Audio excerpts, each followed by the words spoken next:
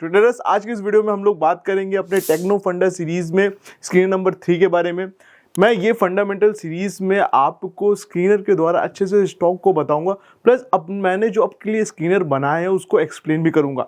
तो चलिए दोस्तों वीडियो को स्टार्ट करते हैं। प्लीज दोस्तों वीडियो को स्किप करके मत देखिएगा। अगर आप ऐसा करेंगे तो आपको देखिए पूरी नॉलेज नहीं होगी, and half knowledge is more dangerous than no knowledge. तो मेक श्योर आप वीडियो को एंड तक देखिए, बहुत इंटरेस्टिंग होने वाली सीरीज है। इसमें इस स्क्रीनर में मैं आपको सीधे स्क्रीनर पे शो करवाऊंगा, प्लस मैं अभी आपको ये शो करवाता हूं। इसमें जो मैंने पैरामीटर्स लिए उसमें एक पैरामीटर है आपका अर्निंग यील्ड। अब उस टाइम क्या पता मैं आपको स्क्रीनर समझा रहा हूं तो आपको समझ में ना आए, तो मैं पहले से एक आपको डिस्क्लेमर देता हूं। अर्निंग यील्ड का मतलब है कि कितना पैसा आप लगा रहे हो उसके बदले आपको कितना पैसा मिलेगा। ठीक है, ये पी रेशियो का टोटली उल्टा होता है। सपोज करिए कि आप एक स्टॉक में 1 रुपए लगाए हो, तो उस 1 रुपए के हिसाब से आपको कितना वापस मिलेगा उसको अर्निंग यील्ड कहते हैं। तो अर्निंग यील्ड हमेशा 6 से ऊपर होनी चाहिए, मतलब आप 1 रुपए लगा रहे हो तो 6 रुपए आपको आ रहे हैं। ठीक है, और इसमें मैंने एक चीज ली है कि आपका स्टॉक का जो है हाई से स्टॉक कितना नीचे है उसका मैंने एक पैरामीटर लिया है, 10% होना चाहिए, और अपने लोएस्ट से वो हमेशा 100% ऊपर होना चाहिए। ठीक है, सपोज करिए अगर स्टॉक ऑल टाइम हाई पे है, 100 रुपए पे चल रहा है, तो उससे वो कितना नीचे है, तो दैट मीन्स कि अगर वो उससे नीचे है तो वो 10% ही नीचे होना चाहिए, प्लस अगर वो अपने लोएस्ट तक गया था तो वहां से 100% ऊपर होना चाहिए। तो चलिए दोस्तों अपने स्क्रीनर की तरफ चलेंगे एंड बात करेंगे टेक्नो फंडा 3 स्क्रीनर के बारे में। तो चलिए दोस्तों स्क्रीनर मैंने अपना खोल लिया और उसमें ये सारे स्टॉक आए, तो सबसे पहले हम लोग अपने स्क्रीनर को डिस्कस कर लेते हैं। ठीक है, आप इसको अपना कॉपी भी कर सकते हो और आप इसको क्या कर सकते हो, यहाँ से आप पेस्ट और टाइप भी कर सकते हो। बहुत सिंपल है, कोई डिफिकल्ट नहीं है। आपको बस नीचे जाना है, हर एक जैसे ये लिखा हुआ है मार्केट कैपिटलाइजेशन, उसमें आपको ग्रेटर देन 500 फिर एंड दबा के नीचे नीचे आपको हर एक कोड को लिख देना है। अगर आप नहीं लिख पा रहे हो तो आप इसको कॉपी पेस्ट भी कर सकते हो। मैं इसका आपका जो ये चीज़ है इसको मैं आपका डिस्क्रिप्शन बॉक्स में मैं डाल दूंगा, तो आप वहां से इसको कॉपी पेस्ट भी कर सकते हो। ठीक है, तो अब देखिए इसमें क्या लिखा हुआ है। पहला अगर आप स्क्रीनर समझेंगे, high price minus current price divided by high price into 100%, और वो जो है लेस देन होना चाहिए 10% से। तो इसका मतलब ये हुआ कि आपने का जो हाई प्राइस है स्टॉक का, जो उसने हाई लगाया था, उससे आप माइनस कर दो करंट प्राइस से, और वो चीज 10% से नीचे होना चाहिए। अगर वो हाई गया तो वो 10% तक ही नीचे जाना चाहिए, उससे ज्यादा नीचे नहीं जाना चाहिए। Plus current price minus low price divided by low price into 100 greater than 100। That means कि जो उसका स्टॉक का लो लगा था वहां से वो अगर ऊपर गया है तो वो 100% ऊपर इंक्रीज होना चाहिए। ठीक है, तो ये पॉइंट आपको क्लियर हो गया। मार्केट कैपिटलाइजेशन आपका 500 से ऊपर होना चाहिए। अब देखिए इसमें बेस्ट चीज क्या है, year on year quarterly sales growth 15% से ऊपर, year on year quarterly profit growth 20% से ऊपर, नेट प्रॉफिट लेटेस्ट क्वार्टर एक जो है 1 रुपए मीन्स कि एटलीस्ट वो जीरो में नहीं होना चाहिए, कुछ तो कमाना चाहिए, इसलिए वो ग्रेटर देन 1 लिखा हुआ है। क्वार्टर ऑन क्वार्टर सेल्स आपकी 15% से ऊपर होना चाहिए, क्वार्टर ऑन क्वार्टर प्रॉफिट आपका ग्रेटर देन 20% होना चाहिए। डेब्ट टू इक्विटी रेशियो में आपको हमेशा समझाओ कि कितना कर्ज कंपनी के ऊपर होना चाहिए, जो कि आपको परसेंटेज वाइज में या रेशियो वाइज में 1% से नीचे होना चाहिए। ठीक है, उनके 100% का। तो डेब्ट टू इक्विटी रेशियो आपका जितना कम रहेगा उतना अच्छा है, तो इसमें मैंने क्या लिया, 1 या उससे लेस देन 1। ठीक, अर्निंग यील्ड मैंने 6 लिए, तो अर्निंग यील्ड 6 का एक कॉमन है कि उससे अच्छा माना जाता है। ठीक है, कि 6 से ऊपर आप 1 रुपए लगा रहे हो, 6 से ऊपर आपको मिल रहे तो वो परफेक्ट अर्निंग यील्ड है। ठीक है, अब हम लोग को देखिए सारे स्टॉक्स बनकर आए हैं।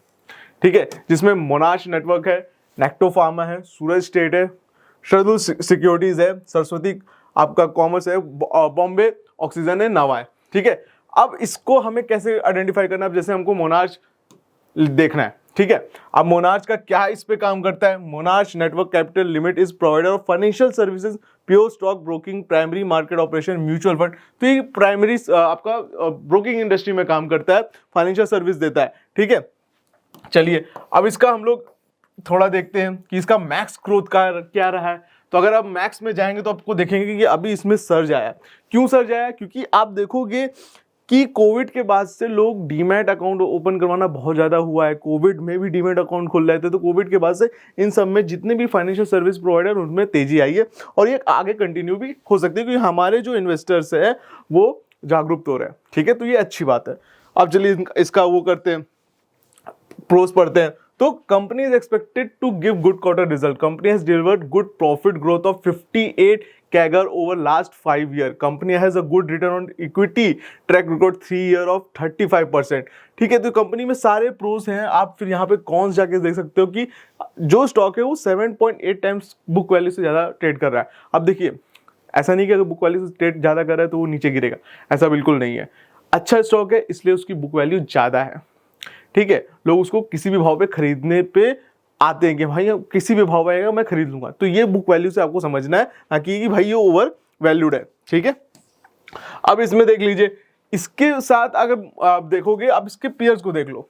अब पीयर्स में आप देखोगे इसका पी 18% है। ठीक है, शेयर इंडिया का पी 13% है। तो आप पीयर्स का जो एवरेज निकालो, ठीक है, और उसके पीछे देखो कि इसका पी कितना आ रहा है।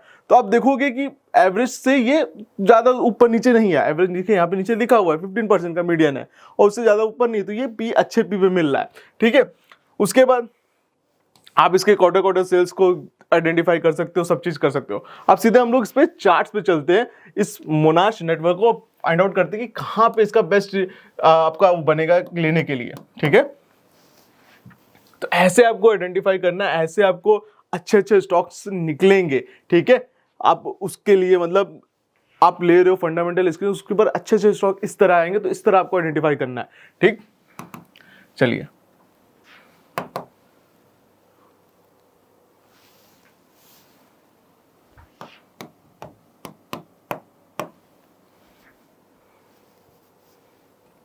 तो अब अगर हम डेली पे देखें स्टॉक ने क्या किया है, आप देखेंगे ऊपर गया, कंसोलिडेट किया, फिर जाके ऊपर कंसोलिडेट कर, फिर ये ऐसा पैटर्न बनाएगा जिसे हम लोग कंसोलिडेशन कह रहे हैं।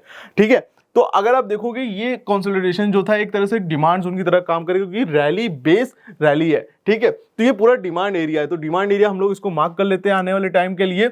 अगर आप मेरी वीडियो देख रहे हो तो इस एरिया को जरूर से मार्क कर लीजिएगा, जो कि एरिया आपका निकल के आ रहा है 663 से लेके आपका 705 का। तो ये पूरा डिमांड एरिया है, ऑलमोस्ट 10% का। तो इस रेंज में आती है, तो आपको जरूर से स्टॉक को वॉच आउट करना है। ये मेरी कोई आपकी रिकमेंडेशन नहीं है, आप अपने फाइनेंशियल एडवाइजर से पूछिएगा। मैं जस्ट एक स्क्रीनर बताया हूं और उसको बताया हूं कि आपको कैसे आइडेंटिफाई करना है, कहां पे लेना है। आई होप आपको इस स्क्रीनर में सारी फंडामेंटल थिंग समझ में आएगी होगी। अगर आपको वीडियो अच्छी लगी हो तो प्लीज चैनल को सब्सक्राइब करिए, वीडियो को लाइक करिए। वीडियो अगर आपको इन्फॉर्मेटिव लगी हो तो प्लीज अपने फ्रेंड्स एंड फैमिली के साथ शेयर करिए, ताकि उन्हें भी वैल्यूएबल इन्फॉर्मेशन मिले। एंड अगर आपके पास डीमैट अकाउंट नहीं है तो डिस्क्रिप्शन बॉक्स में मैंने लिंक डाल रखी है, आप वहां से डीमैट अकाउंट ओपन कर सकते हो, अपने ट्रेडिंग जर्नी को स्टार्ट कर सकते हो। आज के लिए इस वीडियो में इतना ही, हम लोग मिलते हैं अपने नेक्स्ट वीडियो में।